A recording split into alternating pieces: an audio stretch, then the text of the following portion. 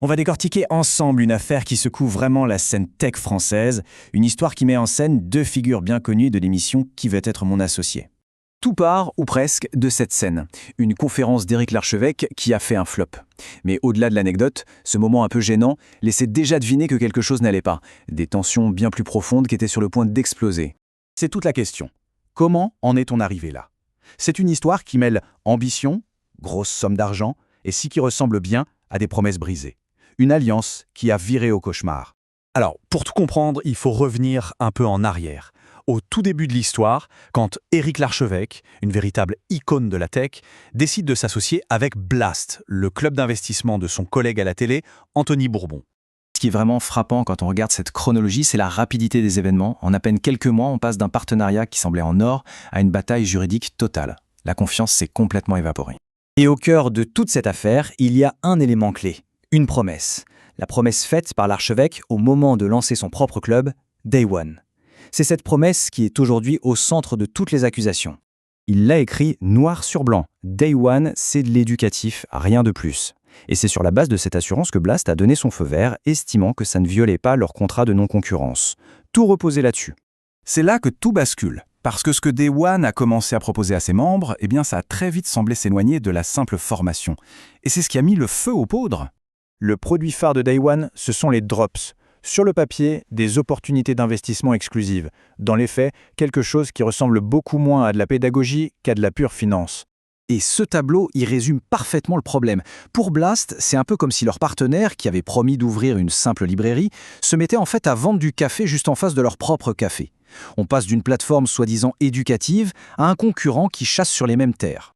Regardons un exemple très concret, un des drops proposés par Day One via un partenaire qui s'appelle Stonies. 23,5% par an. C'est un rendement énorme. On se dit forcément que c'est trop beau pour être vrai, et quand on creuse un peu, effectivement, ça soulève quelques questions. L'enquête a montré une sorte de schéma récurrent.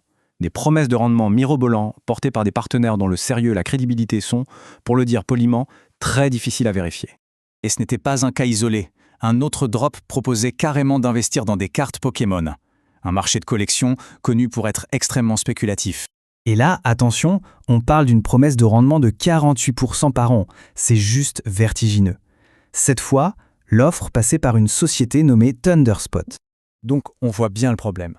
On n'est plus du tout dans le PDF éducatif, on est face à des portes d'entrée vers des placements à très haut risque, souvent pas du tout régulés. Ce qui veut dire que les membres de Day One étaient potentiellement exposés à des risques financiers majeurs. Évidemment, avec un tel contexte, la situation ne pouvait que dégénérer. Et on arrive donc à la confrontation directe, devant les tribunaux. Pour Blast, ça a été la goutte d'eau qui a fait déborder le vase. La preuve, selon eux, que Day One était en train de piocher directement dans leur base de membres pour trouver ses propres clients. Du coup, Blast a sorti l'artillerie lourde avec ces 3 accusations. Elles forment le socle d'un procès qui pourrait bien marquer un tournant pour ces deux figures de la tech. De son côté, la défense de l'archevêque ne bouge pas d'un iota. Day One reste, selon eux, une simple plateforme éducative, un intermédiaire qui met en relation des gens sans jamais toucher de commission. Mais cette guerre, elle ne se joue pas que dans les couloirs du palais de justice. Elle a des conséquences très concrètes sur la place publique, et notamment sur une des émissions les plus populaires de France. Ce qu'il faut comprendre, c'est que ce conflit personnel entre deux des investisseurs vedettes jette un froid sur tout le programme. Ça menace directement la crédibilité et peut-être même l'avenir de Qui veut être mon associé. Au final, après un tel déballage, la question se pose. Elle ne se pose pas seulement pour les entrepreneurs qui viennent chercher des fonds à la télé, mais pour tout l'écosystème qui voyait en eux des modèles. L'ironie, c'est qu'une émission censée créer des partenariats est devenue la scène d'une des ruptures les plus spectaculaires de la tech française. Et l'histoire est loin d'être terminée.